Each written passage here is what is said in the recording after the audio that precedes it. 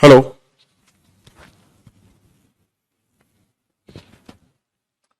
नमस्कार जी, सभी लोगों को मोस्ट वेलकम है आज के सेशन में। कैसे हैं आप सभी लोग? मस्त एकदम। हाँ, बढ़िया, मजे आ रहे हैं। कल की क्लास में जो मैंने पढ़ाया था उसमें मुझे याद आ रहा है, कल शाम जो मैंने क्लास ली थी उसमें एक चीज कराने के लिए रह गई थी, जो कि पाकिस्तान और अफगानिस्तान दो कंट्री थे, राइट? अदरवाइज हम बाकी कंट्री को कंप्लीट कर चुके हैं ऑलरेडी। ऐसे ही है ना? क्यों भाई, शिकारी हो? यही बात है ना।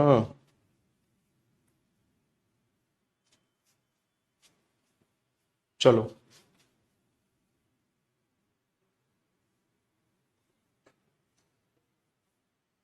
तो आज के सेशन में आप लोग हेडिंग डालोगे क्या? पाकिस्तान।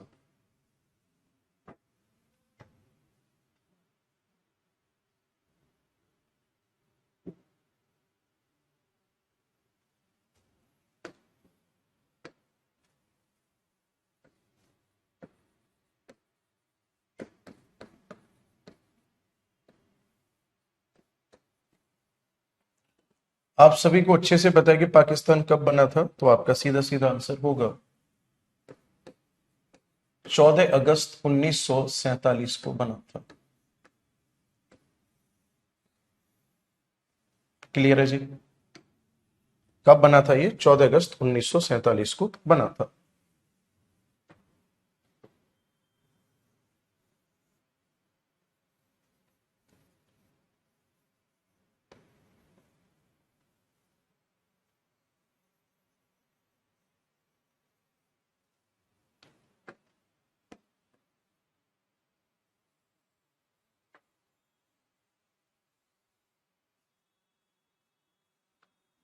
ये जो कंट्री है इसी का नाम क्या है?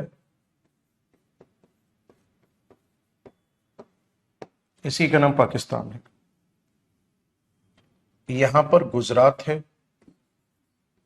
यहां राजस्थान है, यहां पंजाब है, और आगे आपको अच्छे से पता है कि यहां पर मैप में ये चेंज हुआ है। बोलो हाँ या ना? पंजाब के ऊपर आपका जम्मू कश्मीर है और उसके ऊपर लद्दाख है। क्लियर है जी?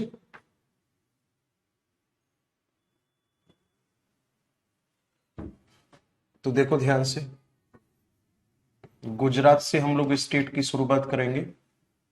आगे अगर हम जाएंगे तो राजस्थान होगा, उससे ऊपर पंजाब होगा, उससे ऊपर आपका जम्मू कश्मीर है, और उससे भी ऊपर जब हम जाएंगे तो पड़ता है लद्दाख।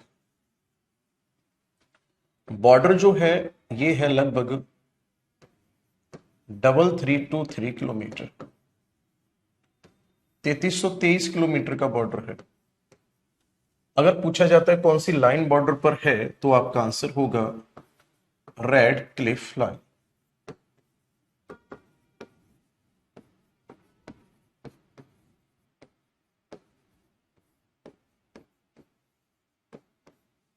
रेड क्लिफ रेखा जो है वो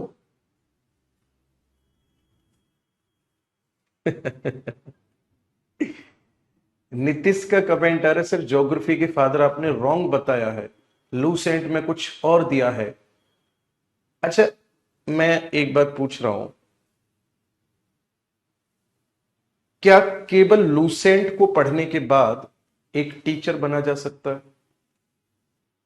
अगर ऐसा है तो फिर आप लूसेंट पढ़ ही रहे हो, फिर तो आप कई सब्जेक्ट के टीचर हो जाओगे।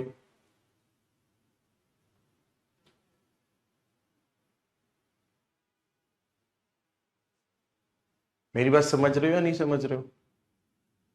और ऐसा कहां लिखा हुआ है कि जो लूसेंट में दिया हुआ है उसके अलावा कुछ और ऊपर नीचे हो ही नहीं सकता? एक्चुअल में इनका क्लेम करना इसलिए है क्योंकि लूसेंट में हिकेटियस को फादर बता रखा है। बे गधे इंसान, सीडीएस 2019 का पेपर उठाकर देख, आंसर की में क्या दिया है। ठीक है? CGL 2014 का पेपर उठाकर देख, आंसर में क्या दिया है। 2017 का पेपर उठाकर देखा, आंसर में क्या दिया है। उसके बाद फिर आकर मुझे बताना कि क्या है, ठीक है। और ये फालतू की बातें करने की जरूरत नहीं है, क्लास में सीधा फोकस मेरा पढ़ाने पर रहता है। आगे बात समझ में, बकवास नहीं चाहिए मुझे।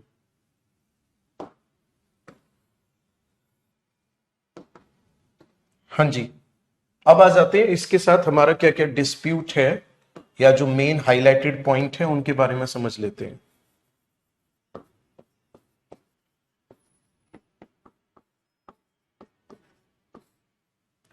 डिस्प्यूट में सबसे पहले हम बात करते हैं पाक ऑक्यूपाइड कश्मीर की।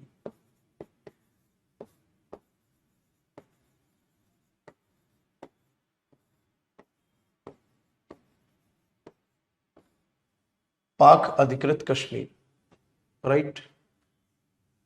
इसी को शॉर्ट में कहा जाता है पीओके। आगे बात समझ में, इसी को क्या कहा जाता है, पीओके कहा जाता है। पीओके कौन सा क्षेत्र है, तो ये इन्वेडेड पार्ट है।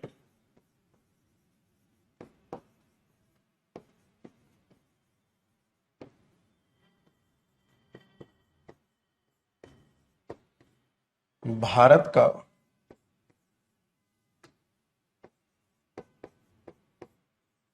पाक द्वारा अधिकृत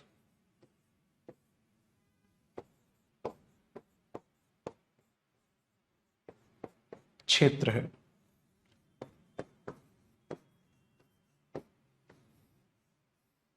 और 1947 में इसको अधिकृत किया था।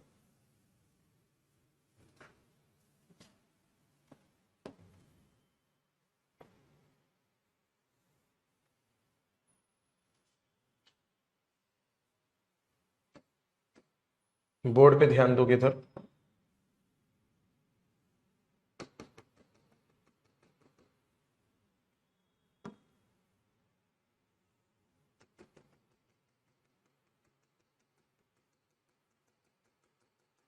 ये पूरा का पूरा क्षेत्र है पीओके वाला क्षेत्र।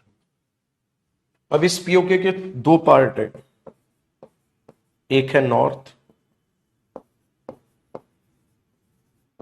एक है साउथ। नॉर्थ पार्ट को कहा जाता है क्या, तो आपका आंसर होगा गिलगिट बाल्टिस्तान। और साउथ पार्ट को कहा जाता है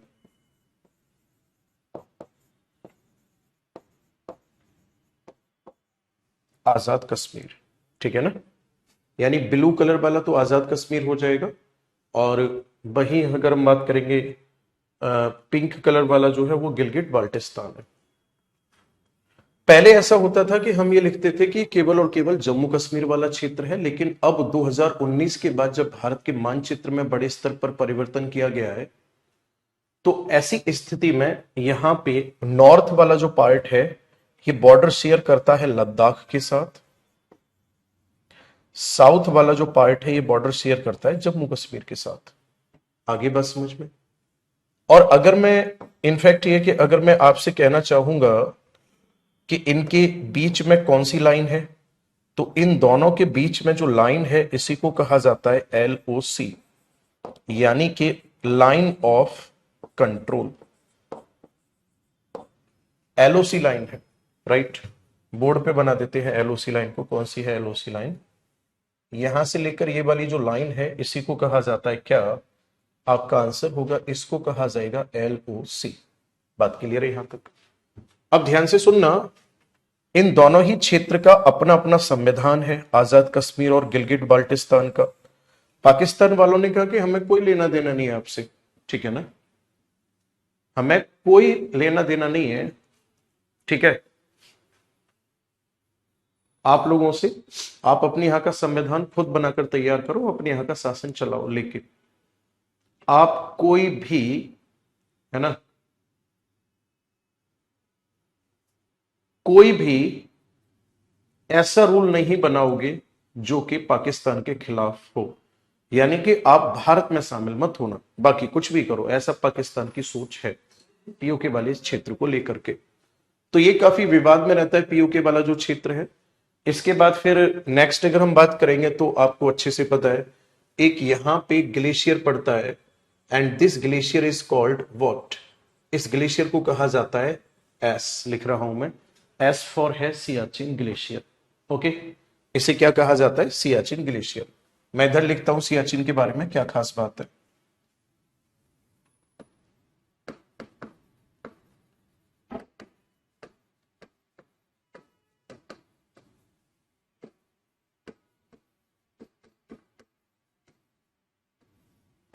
Siachen glacier,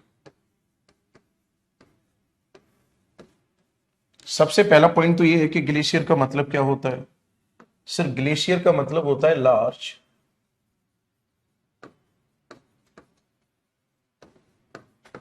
large snow part, बड़ा बर्फीला भाग होता है।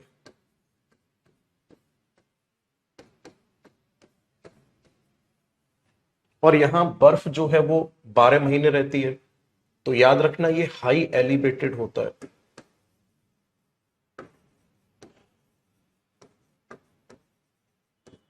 यानी कि ये ऊंचाई पर स्थित भाग होता है। ग्लेशियर हमेशा माउंटेन पर ही मिलेगा, क्योंकि 12 महीने बर्फ जो होती है वो हमेशा माउंटेन पर ही देखने को मिलती है। कोई भी ग्लेशियर जो होगा वो माउंटेन पर ही होगा। अब ध्यान से सुनना, जैसे ये माउंटेन है,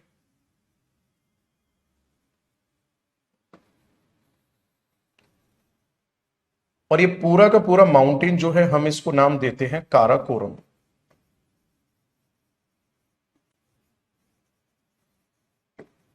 और ये काराकोरम रेंज किस हिमालय का भाग है, तो आपका आंसर होगा ट्रांस हिमालय का। बात समझ आ रही है। काराकोरम तो सुना ही होगा आपने। ट्रांस हिमालय पर काराकोरम रेंज है, और उसी काराकोरम रेंज का पार्ट है साल्टोरो रेंज। और जो साल्टोरो रेंज है, उसी साल्टोरो रेंज के ऊपर जो बर्फ जमी हुई है ना, जो ऊपर बर्फ जमी हुई है उस साल्टोरो रेंज के ऊपर, इसी को क्या कहा जाता है सर, इसी को कहा जाता है सियाचिन ग्लेशियर।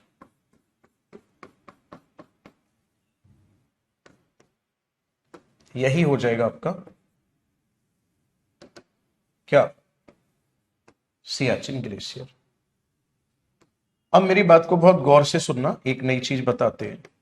आप लोगों ने खूब सुना होगा कि जब ग्लेशियर पिघलते हैं तो ग्लेशियर के पिघलने पर क्या होता है, नदी का निर्माण हो जाता है। बोलो हाँ या ना। कैसे होता है नदी का निर्माण, वो भी समझाता हूं। यहां से जब ये ग्लेशियर पिघलेगा तो ग्लेशियर के पिघलने पर पानी उत्पन्न होगा। तो ये पानी जो होता है ना, ग्लेशियर के पास में स्थित एक गड्ढे जैसी संरचना में इकट्ठा होता है पहले। और जो ये गड्ढे जैसी संरचना होती है ना, इस संरचना को कहा जाता है ग्लेशियल लेक। इसको कहा जाता है हिमनद झील। आगे बात समझ में। जितना पानी इस हिमनद झील में ओवरफ्लो करता है, वही एक नदी का रूप धारण कर लेता है, वही एक नदी में तब्दील हो जाता है। आगे बात समझ में।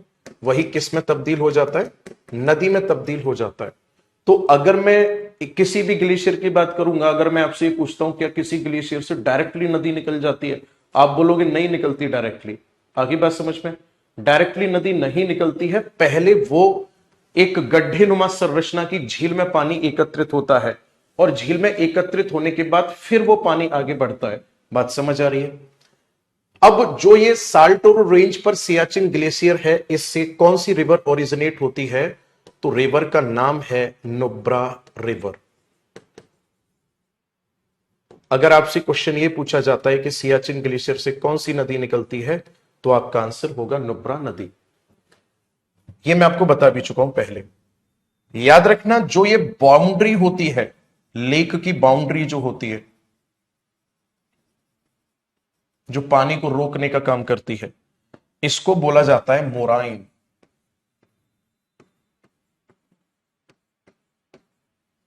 हिंदी में कहा जाता है तटबंध। अब मेरी बात को बहुत ध्यान से सुनना, समझना, आपको मजा आएगा। 2020-21 की बात है, एक एग्जाम्पल से समझाता हूं। स्टेट का नाम है उत्तराखंड। याद आया कुछ? उत्तराखंड में क्या हुआ था पहले? ग्लेशियर टूटा था। याद आया कुछ? पहले क्या हुआ? ग्लेशियर टूटा। और वो ग्लेशियर आके गिरा किस में? जैसे यहां से, अरे ऐसे समझ लो, उत्तराखंड को समझा रहा हूं, इसी मतलब इसी डायग्राम से। यहां से बड़ा सा ग्लेशियर का पार्ट यहां से टूटा और टूटकर जाकर इस झील में गिरा। जैसे ही झील में गिरा, है ना, जैसे ही झील में गिरा, तो झील में गिरने से क्या हुआ? जो मोराइन था, मोराइन टूटा। और जैसे ही मोराइन टूटा, तुरंत नदी में फ्लड आ गया। और फ्लड आने से उत्तराखंड में क्या हुई थी? तबाही हुई थी, है ना। यानी एक ही डायग्राम पे हमने दो चीजों को कवर कर लिया।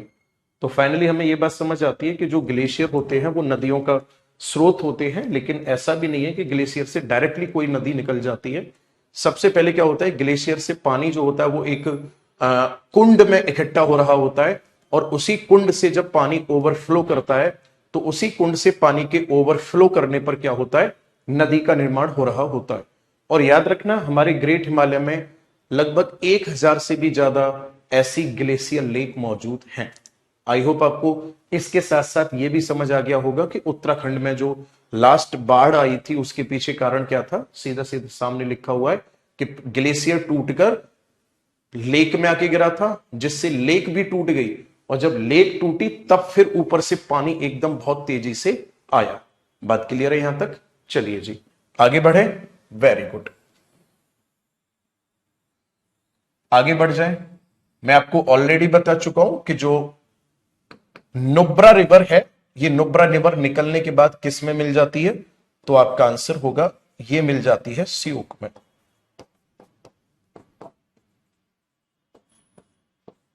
नुब्रा नदी किस में मिलती है? सियोक नदी में मिलती है।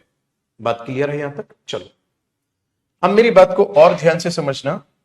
सियाचिन ग्लेशियर जो है, अगर इसकी लेंथ पूछी जाती है आपसे कितनी है, तो लेंथ है इसकी 72 किलोमीटर, लगभग 72 किलोमीटर लंबाई है इसकी, है ना। तो इसको माना जाता है लॉन्गेस्ट ग्लेशियर। इसे क्या माना जाता है? सबसे लंबा ग्लेशियर। अब यहां पर बर्फ ही बर्फ है, क्योंकि ग्लेशियर का मतलब भी बर्फ होती है। बोलो हाँ या ना, है ना। ध्यान से समझना, पृथ्वी के इस वाले भाग को नॉर्थ पोल कहा जाता है।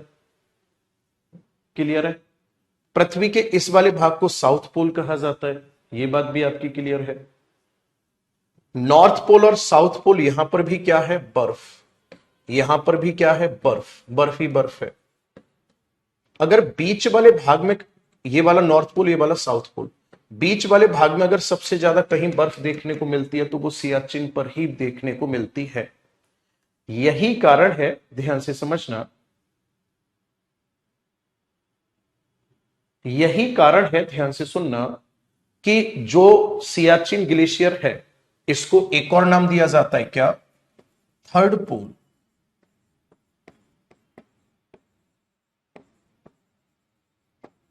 Of earth.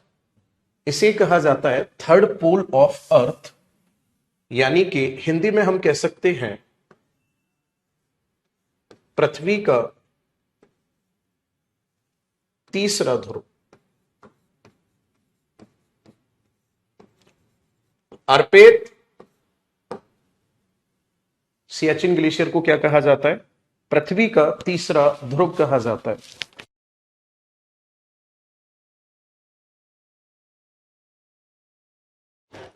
पृथ्वी का तीसरा ध्रुव कहा जाता है?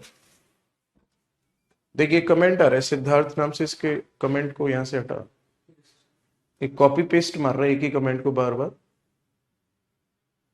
अवॉइड कर दे कमेंट। हाँ जी, पृथ्वी का तीसरा ध्रुव कहा जाता है। अब ध्यान से सुनना मेरी बात को, एक और पॉइंट नया बताते हैं।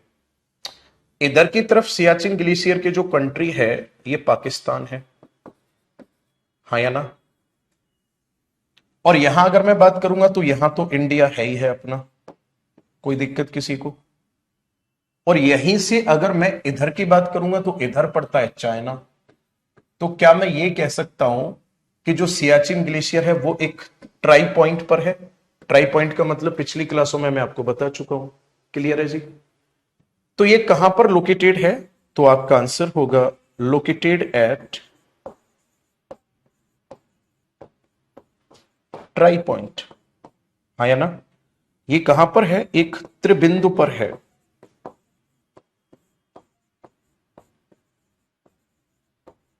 ये एक ट्राई बिंदु पर स्थित है। अब सिंपल सी बात है कि अगर त्रिबिंदु पर है तो इसकी पॉलिटिकल इंपॉर्टेंस होगी या नहीं होगी? बिल्कुल इंपॉर्टेंस होगी। यही कारण है कि तीनों देशों के बीच कोई ना कोई इंफ्लुएंस क्रिएट होता रहता है ना? तीनों के बीच कोई ना कोई इंफ्लुएंस क्रिएट होता रहता है। बात क्लियर है यहां तक?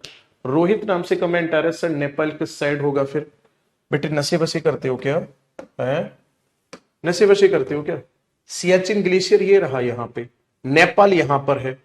तुझे नेपाल की याद आ रही है? ये है नेपाल, ले चला जा यहां पे, ब्याह कर ले नेपाल से जाके, घरवाली ले नेपाल की, ठीक है? इधर की साइड ये तो पाकिस्तान वाला सेक्शन हो जाएगा, इधर इंडिया हो जाएगा, इधर हो जाएगा चाइना। तो ये त्रिबिंदु है, ठीक है? अगले पॉइंट पर आ जाते हैं, पॉलिटिकल इंपॉर्टेंस है।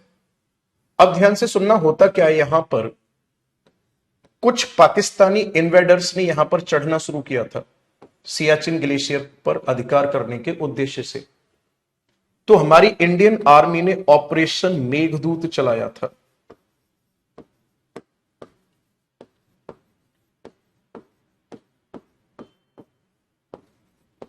बस आपको एक लाइन में यह याद रखना है, ऑपरेशन मेघदूत किससे संबंधित है? तो आपका आंसर होगा सियाचिन ग्लेशियर से। और किसने चलाया था ये? इंडिया ने। किसके खिलाफ चलाया था? पाक के खिलाफ, पाकिस्तान के खिलाफ चलाया था ऑपरेशन। कौन सा? मेघदूत। ओके, इतना तैयार कर लो, इसमें सफिशिएंट है। ओके, अब मैं दूसरे पॉइंट पर जा रहा हूं। सियाचिन ग्लेशियर बता दिया, पीओके बता दिया। अब एक दूसरे पॉइंट को, तीसरे पॉइंट को हम लोग डिस्कस करते हैं। ओके, चलिए, इसमें कौन कौन से पॉइंट ध्यान में रखने? सबसे लंबा ग्लेशियर है, थर्ड पोल ऑफ अर्थ कहा जाता है इसे। और हां, एक और चीज, त्रिबिंदु पर स्थित है, इंफ्लुएंस क्रिएट होता रहता है कोई ना कोई यहां पे। तो इसको एक और पॉइंट आप ऐड कर सकते हो, एक और नाम दिया जाता है highest battle, highest battle land. इसे माना जाता है सबसे ऊंचा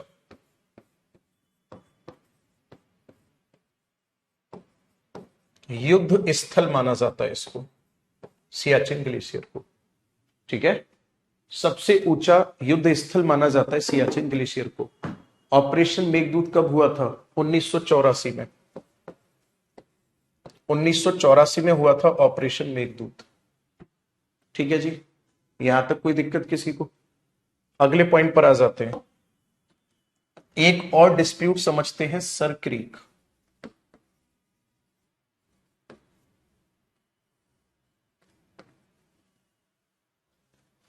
ध्यान से समझना, सर क्रीक है क्या? मैंने आपको बताया था उस दिन कि ये मानकर चलो खाड़ी है जिसमें यहां पानी भरा हुआ है, नॉर्थ, वेस्ट, ईस्ट, तीन तरफ स्थल से घिरी हुई है, एक तरफ इसके जल है। इसी को जब आप और पतला कर दोगे तो ये गल्फ बन जाएगी, और पतला कर दोगे तो ये क्रीक बन जाएगी। तो क्रीक का मतलब क्या होता है? आपका आंसर होगा narrow size gulf called creek. Clear है? मैं लिख देता हूं इसको। क्रीक का मतलब होता है narrow size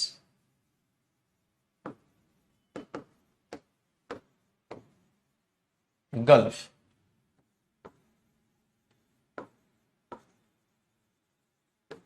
called creek. Hindi में लिखता हूं मैं, सकरे आकार की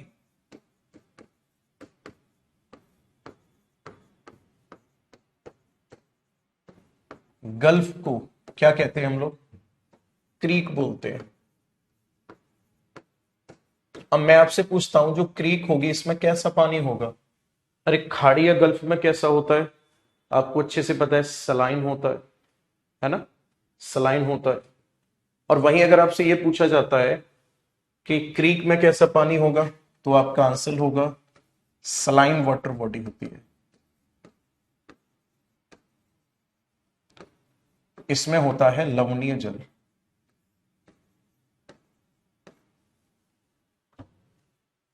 और आगे अगर मैं बात करूंगा तो ध्यान से समझना, इसमें क्या पाई जाती है? फिश।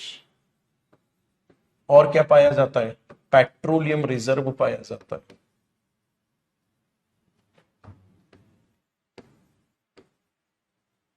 ठीक है ना? यहां पर क्या पाया जाता है? आपका आंसर होगा मछली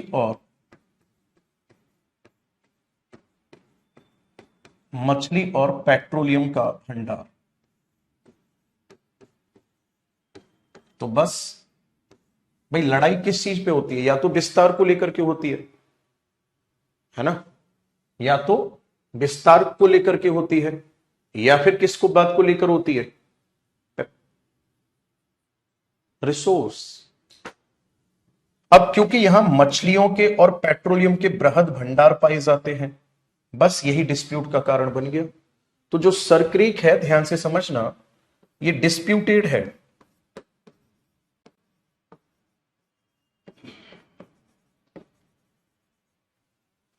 डिस्प्यूटेड है, डिस्प्यूटेड बिटवीन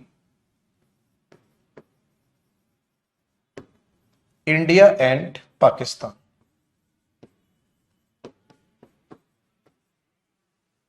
ठीक है जी। ये क्या है? मैं लिख रहा हूं यहां पे, भारत और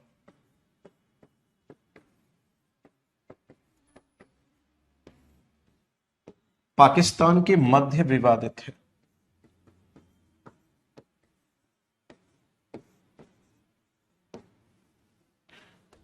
भारत के अनुसार किसका क्षेत्र है ये?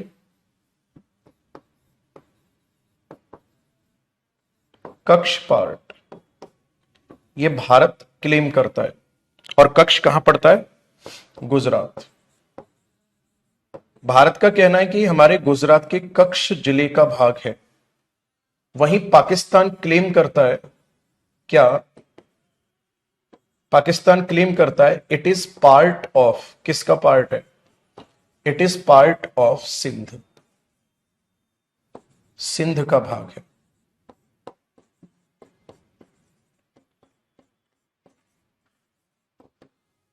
किसका भाग है ये? सिंध का भाग है।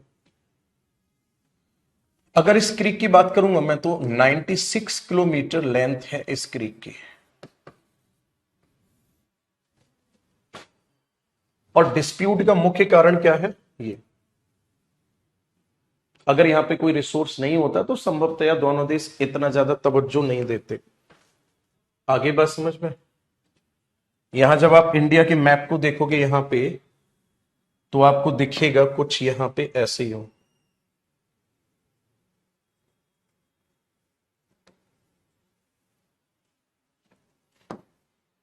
ये है सर क्रीक, यहां पे ही 96 किलोमीटर लॉन्ग। ठीक है, 96 किलोमीटर लॉन्ग है जो सर क्रीक है। इसे नोट करो फटाफट से, फिर उस पे आ जाते हैं, अफगानिस्तान पे।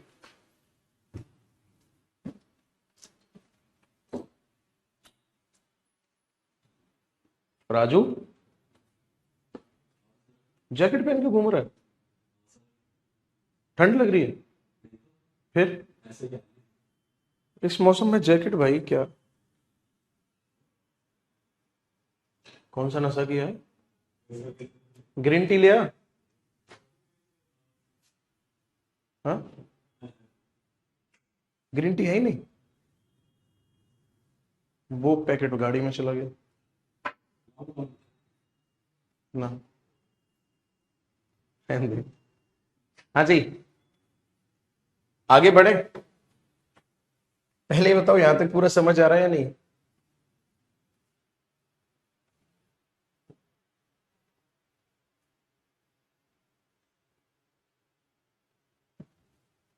आगे बढ़े। नेक्स्ट हेडिंग डालो आप, अफगानिस्तान।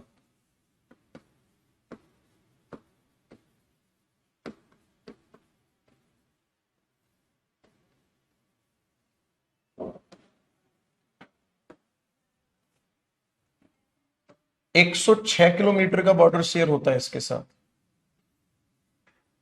ठीक है जी।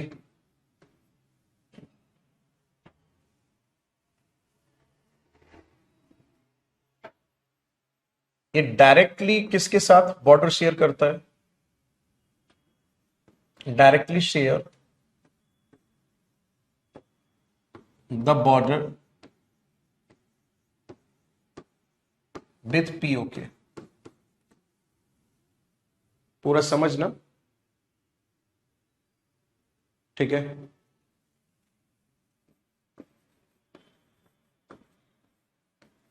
सीधे तौर पर सर क्रीक ना तो पूरे तौर पर भारत के पास है, ना पूरे तौर पर अफगान इसके पाकिस्तान के पास है।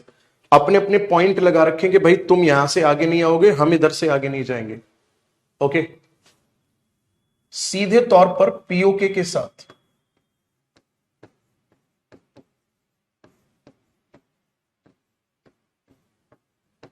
सीमा बनाता है। लेकिन आपको अच्छे से पता है कि पीओके किसका पार्ट है? इंडिया का पार्ट है।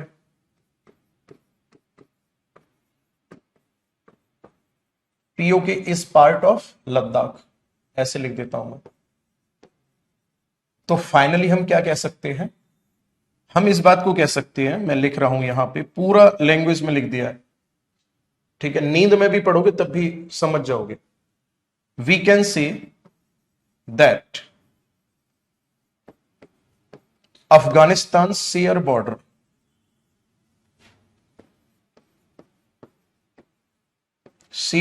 विद लद्दाख। हम कह सकते हैं, एक्चुअल में है नहीं। क्यों? उसके पीछे रीजन भी बता दिया मैंने।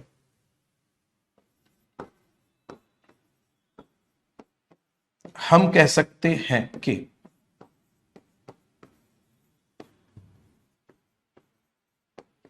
अफगानिस्तान लद्दाख के साथ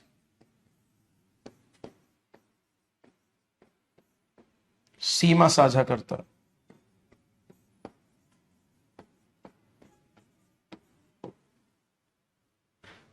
मैप दिखाऊं? बना ही देता हूं, दिखाना छोड़ो। देखो ध्यान से।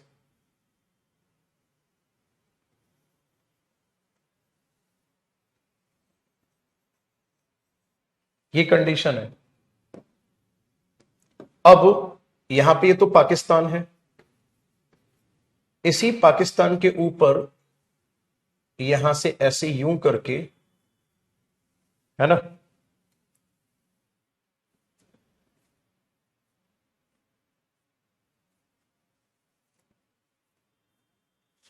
ये क्या है?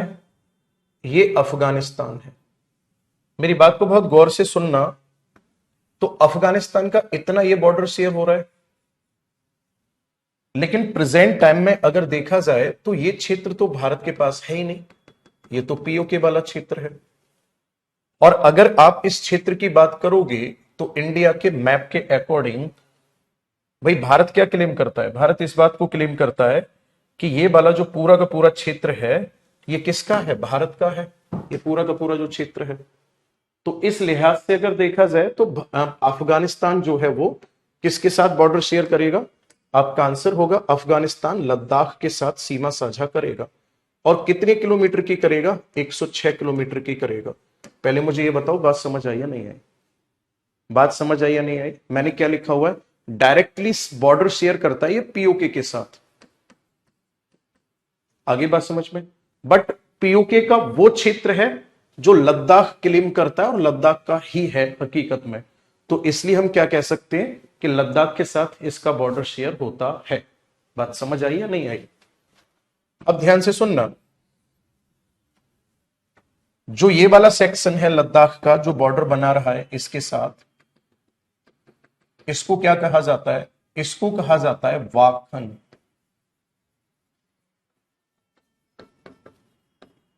वाखन कॉरिडोर कहा जाता है।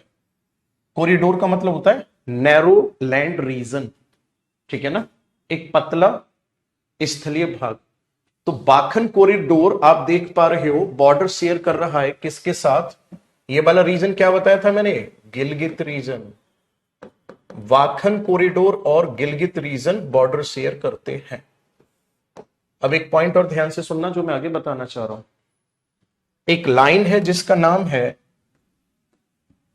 जैसे मैं यहां से ड्रॉ करता हूं और यहां तक जाता हूं, एक लाइन है जिसका नाम है डूरंड लाइन।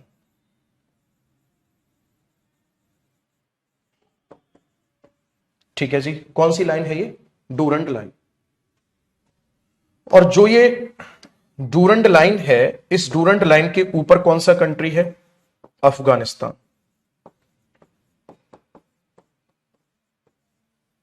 कोई दिक्कत यहां तक किसी को?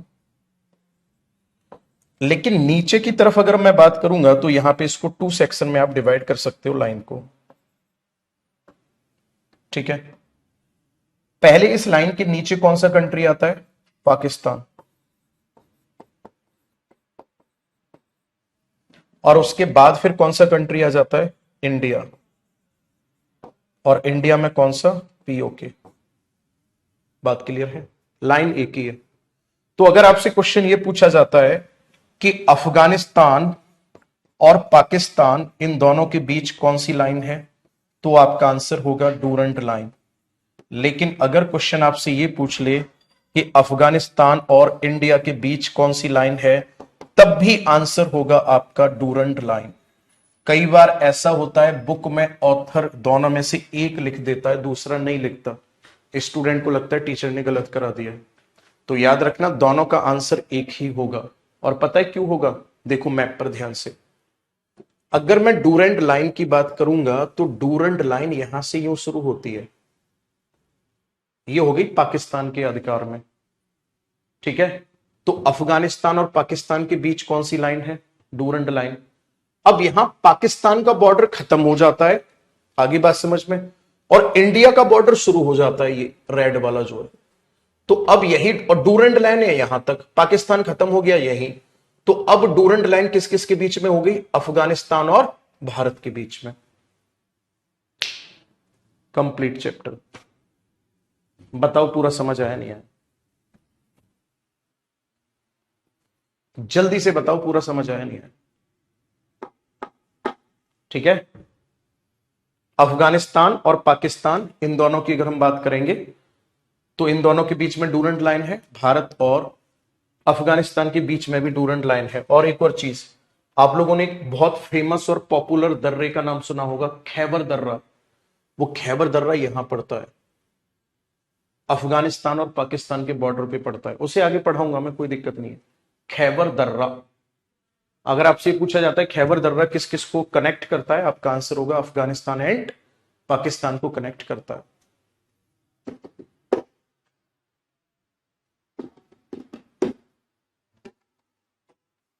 सारे लोग कमेंट करके बताओ पूरा चैप्टर कंप्लीट हुआ नहीं हुआ। मैं जो वाटर लाइन की कह रहा था, है ना, मैं वाटर लाइन की जो आपसे कह रहा था उसको हम लोग डिस्कस करेंगे। अफगानिस्तान के साथ हमारा कोई विवाद नहीं है क्योंकि हमारा बॉर्डर ही शेयर नहीं हो रहा, तो विवाद क्या होगा बेचारे के साथ? बीच में तो पाकिस्तान घुसा हुआ है ना। उसे हम पढ़ेंगे ओशियन वाले चैप्टर में, लॉ ऑफ सी के नाम से, भारत की सी, जिसमें हम नॉटिकल माइल्स के बारे में बात करते हैं। अब मैं इंडिया की फिजियोग्राफिक रीजन पढ़ाने जा रहा हूं आपको, और पहला चैप्टर जो मैं आपको पढ़ाऊंगा वो होगा माउंटेन। ओके, पहला चैप्टर जो होगा वो होगा mountain.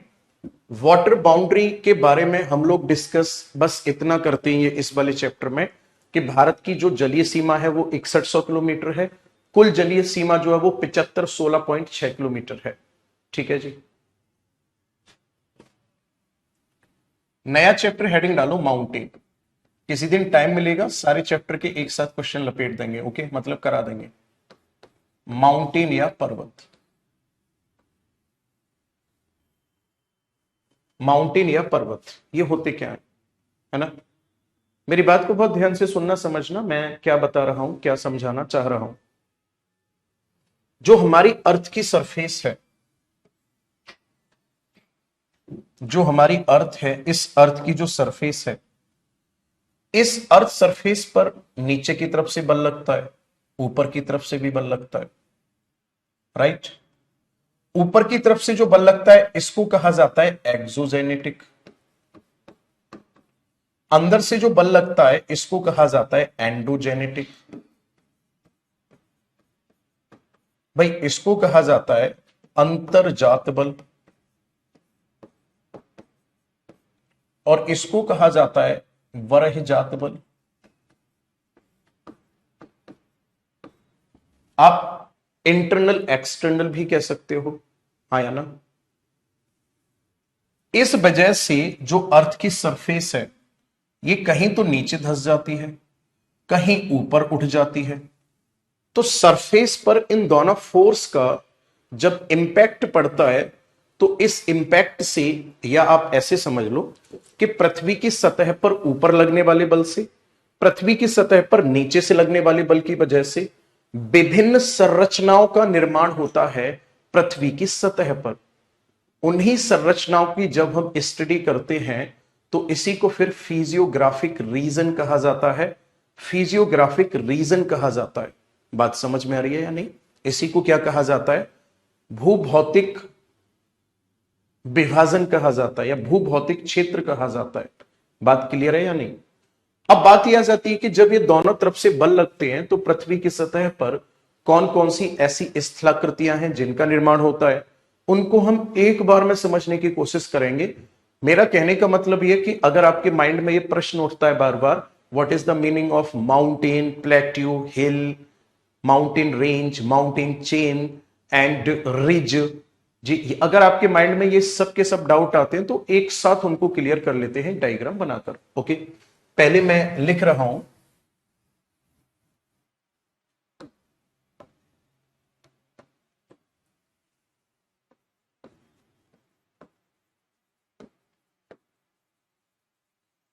On earth surface,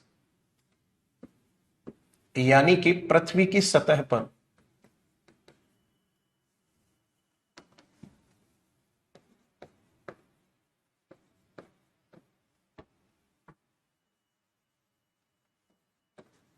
due to applied forces,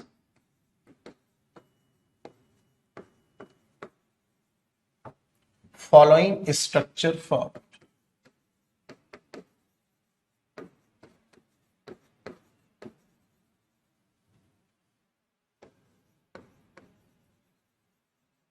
ठीक है ना। पृथ्वी की सतह पर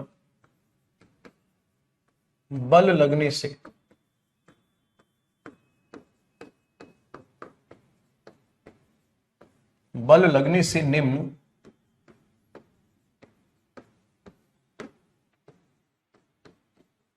निम्न संरचना का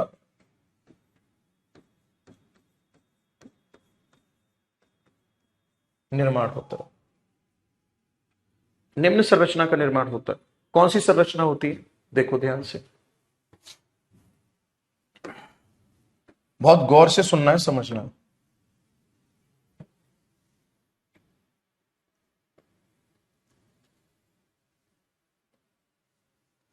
ये एकदम प्लेन स्ट्रक्चर है,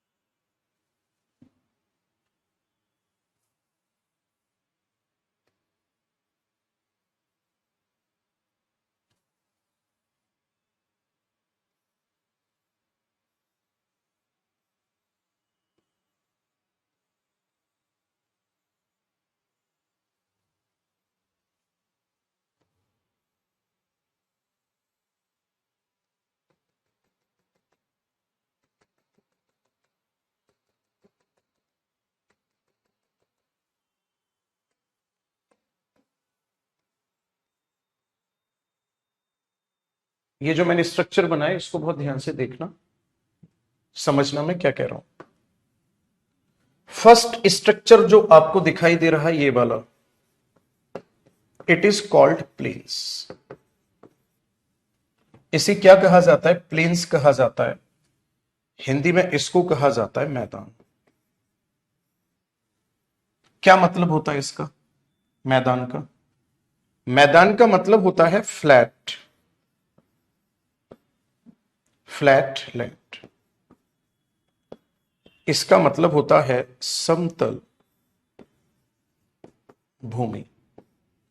और इसका प्रयोग किसमें किया जाता है? रहने में। और इसका प्रयोग किया जाता है खेती में।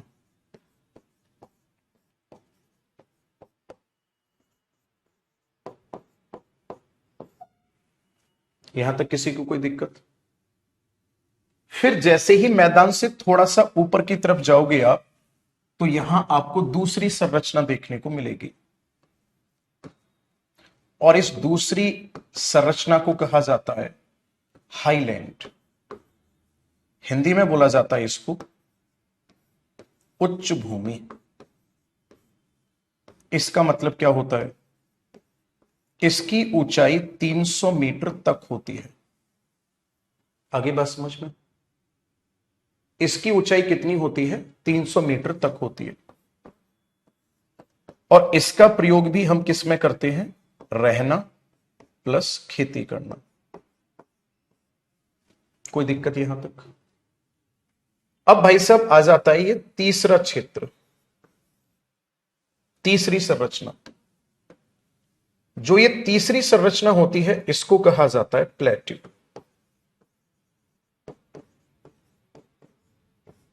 या इसे कहा जाता है पठार। तीसरी संरचना को प्लेट्यू का मतलब क्या होता है, ध्यान से समझना। ये पहली बात तो आप देख रहे हो इन सबसे ऊंचा है, राइट। 300 मीटर से और ज्यादा ऊंचा होगा। तो मैं लिख देता हूं हाई एलिवेटेड। और ये मेजनुमा आकृति है, इसका ऊपरी भाग फ्लैट होता है। High elevated table like structure, है ना। यानी कि ऊंचा मेजनुमा आकृति की संरचना है।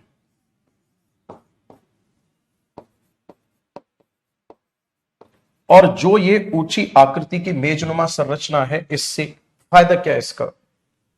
यहां पर मिलते हैं भाई साहब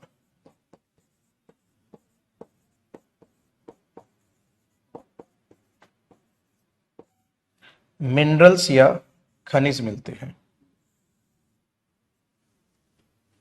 ये प्लेट्यू की डेफिनेशन हो जाएगी। सच सच बताओ समझ आ रहा है नहीं ना? एक बार में सारे क्लियर हो जाएंगे। इसे क्या कहा जाएगा? प्लेट्यू कहा जाएगा। अब आ जाओ अगले स्ट्रक्चर पे, इस वाले पे, फोर्थ वाले पे, है ना। फोर्थ वाला जो स्ट्रक्चर है आपका,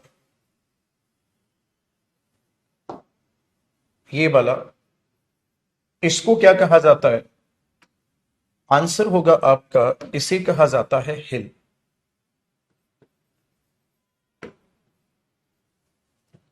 हिल की अगर मैं बात करूंगा तो ये 300 मीटर से लेकर के 1500 मीटर तक ऊंची होगी। पहली बात, 300 से 1500 मीटर तक ऊंची होगी। और इसका जो ऊपरी भाग होगा आप देख रहे हो नुकीला है, आया ना। मैं लिख देता हूं इसका अपर पार्ट कैसा होगा? पॉइंटेड होगा। तो इसको कहा जाएगा पहाड़ी। ऐसी ऊंची स्थलाकृति जो पिरामिड शेप में होती है, या जिसका ऊपरी भाग नुकीला होता है और उसकी ऊंचाई 300 मीटर से 1500 मीटर तक होती है, उसे पहाड़ी कहा जाता है। 300 मीटर से कम है तो उसे फिर फर्दर क्या कहा जाएगा? उच्च भूमि कहा जाएगा। बात समझ में आ रही है? इसे क्या कहा जाएगा? उच्च भूमि कहा जाएगा। बात क्लियर है यहां तक? अब आ जाते हैं 5वें नंबर के स्ट्रक्चर पे। 5वें नंबर का जो स्ट्रक्चर है आपको यहां पे दिख रहा है कि पूरा का पूरा ग्रुप है पहाड़ियों का, तो मैं लिख देता हूं ग्रुप ऑफ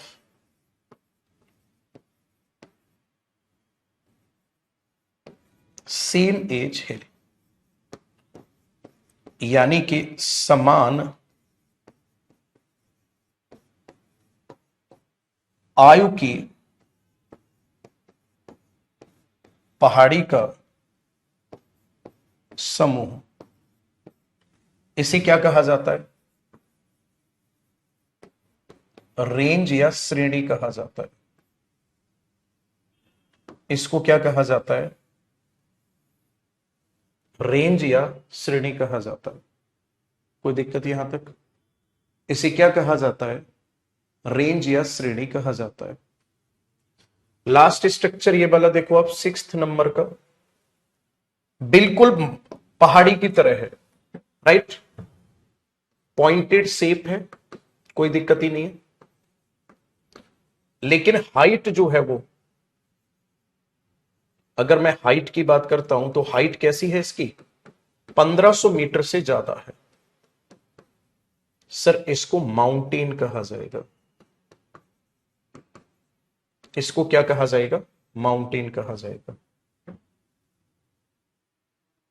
ओके, इसे क्या कहा जाएगा? माउंटेन कहा जाएगा। और अगर यही माउंटेन कहां पर है? ओशियन वाटर के अंदर है, मैं लिख देता हूं माउंटेन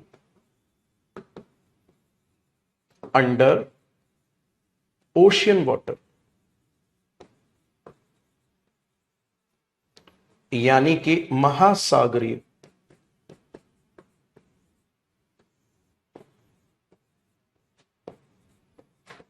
महासागरीय जल में स्थित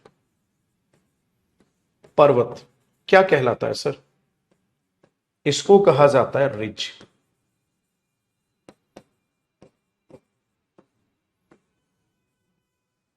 या कटक कहा जाता है। मैंने आपको सारे नाम बता दिए, है ना? अब एग्जाम्पल पे आ जाओ। यहां एग्जाम्पल की अगर मैं बात करूंगा तो आपको अच्छे से पता है, उत्तर का मैदान,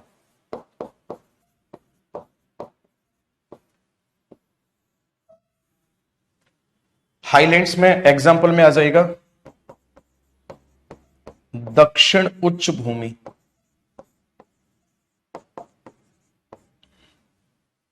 पठार, आपको बहुत सारे पठार के नाम पता ही है, लिखने की कोई जरूरत ही नहीं है। अगर मैं श्रेणी की बात करूंगा तो श्रेणी में एग्जाम्पल में लिख देता हूं मैं अरावली, विंध्याचल, सतपुड़ा,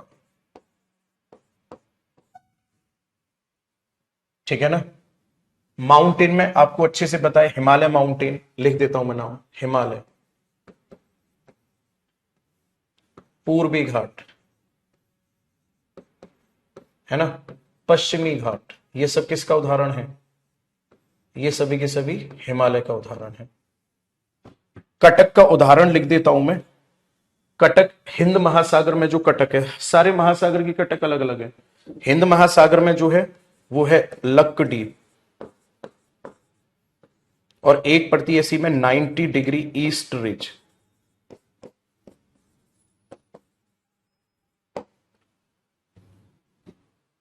सभी लोग कमेंट में आ जाओ और मुझे ये बताओ कि पूरा समझ आया नहीं आया।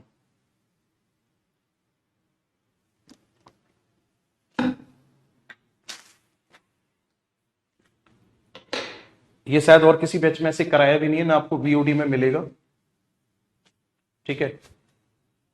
मुझे लगा कि क्यों ना इन सभी स्ट्रक्चर में एक साथ डिफरेंस क्रिएट कर लिया जाए। एक वर्ड और रह गया समझने के लिए, घाटी। पर्वतों के बीच में जो समतल भूमि होती है इसी को घाटी कहा जाता है, इसी को कहा जाएगा घाटी या फिर वैली। ये ना तो किसी बुक में मिलेगा आपको ना कहीं, मेरे माइंड का एक थॉट था कि क्यों ना एक काम किया जाए, इस टाइप से एक चार्ट बनाकर स्टूडेंट को समझा दिया जाए। अब आप इसका ये फायदा है, आप जिसको चाहो उसको कंपेयर कर लो। आगे बात समझ में? जिसको चाहो आप उसको कंपेयर कर लो, जैसे कि पहाड़ी में और रेंज में क्या डिफरेंस है। तो यहां साफ लिखा हुआ है पहाड़ी सिंगल होगी, है ना, पहाड़ी क्या होगी, सिंगल होगी। लेकिन वही रेंज में क्या होगा, एक से ज्यादा पहाड़ी होंगी। आप ये भी कंपेयर कर सकते हो कि माउंटेन में और प्लेट्यू में क्या डिफरेंस है। तो प्लेट्यू जो होता है उसका अपर सरफेस फ्लैट होता है, जबकि माउंटेन का पॉइंटेड होता है। तो ये डिफरेंस हो गया दोनों में। आप इसको ऐसे भी ध्यान से समझना, आप इसको ऐसे भी डिफाइन कर सकते हो कि अच्छा चलो ये बताओ, रिज का मतलब क्या होता है और माउंटेन का मतलब क्या होता है।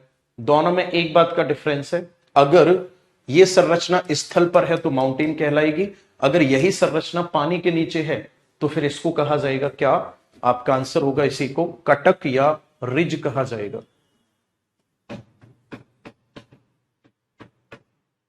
क्या कहते हो? मैंने कल भी समझाया था आपको, मैं बार बार ये नहीं कहूंगा आपसे कि मैं ऐसा पढ़ाऊंगा वैसा पढ़ाऊंगा, पढ़ाई हुए में से इस एग्जाम में पेपर आएंगे उसमें ये वो। मैंने कल भी कहा था मुझे तब मजा आएगा कि मैं पढ़ाऊं और आप खुद फील करो उस चीज को। मैं खुद ही फील करवा रहा हूं तो फिर मेरा पढ़ाने का क्या फायदा हुआ। मजा तब है कि मैं पढ़ा रहा हूं आपको और आपको खुद फील हो रहा है कि हाँ कुछ बढ़िया चल रहा है ना। अच्छा, हमारे अ, कई लोग कमेंट कर रहे हैं हिल का एग्जाम्पल। हिल का एग्जाम्पल तो लोकल एरिया में आप कहीं से भी ले लो, जैसे कैमूर हिल आपने सुना ही होगा, कैमूर हिल है, राजमहल हिल है ना, गारो हिल है, खासी हिल है, जयंतिया हिल है। पहाड़ियों के बहुत सारे एग्जाम्पल हैं। और ये सब पूरा चार्ट बनाने में थोड़ा सा जगह की भी शॉर्टेज थी, इसलिए यहां पे नहीं रखा हुआ है। अब कौन सी हिल कहां पर है, कौन सा माउंटेन कहां पर है, वो तो आप सीखोगे। और जो लोग पूछ रहे हैं कि प्लेट्यू का एग्जाम्पल क्या होगा, मेरे भाई प्लेट्यू का एग्जाम्पल एक नहीं होगा, प्लेट्यू का पूरा चैप्टर है। मैं नाम बता रहा हूं, आप लिख लो, बोर्ड पे तो जगह नहीं थी मैंने नहीं लिखा। छोटा नागपुर का पठार, लद्दाख का पठार, मेघालय का पठार, ठीक है ना। नेक्स्ट अगर हम बात करेंगे तो दक्षिण भारत में आ जाते हैं हम, दक्कन का पठार, कर्नाटक का पठार, महाराष्ट्र का पठार, आंध्र प्रदेश का पठार, मेवाड़ का पठार, मालवा का पठार, बुंदेलखंड का पठार, बघेलखंड का पठार। और क्या चाहिए बताओ, पूरा चैप्टर है पठार का। और पहाड़ी और पर्वत का पूरा चैप्टर है, जहां आप डिटेल में ये पढ़ रहे होगे कि कौन सी पहाड़ी कहां पर स्थित है और उसका सबसे हाईएस्ट पीक कौन सा है, उसका क्या एडवांटेज है वहां के पर्टिकुलर लोगों के लिए, लोकल कम्युनिटी के लिए उसने क्या अपना योगदान दिया है। ठीक है, सच सच बताना आज की क्लास में मजा आया नहीं आया? हाँ भाई,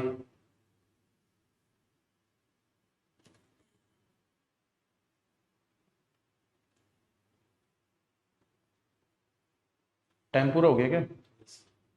अब कमेंट नहीं आएंगे? क्यों? अरे यार, ठीक है भाई, टाइम पूरा हो गया, आपके कमेंट नहीं आएंगे। मुलाकात करूंगा मैं आपसे अगले सेशन में, तब तक के लिए love you and thank you so much, have a nice day.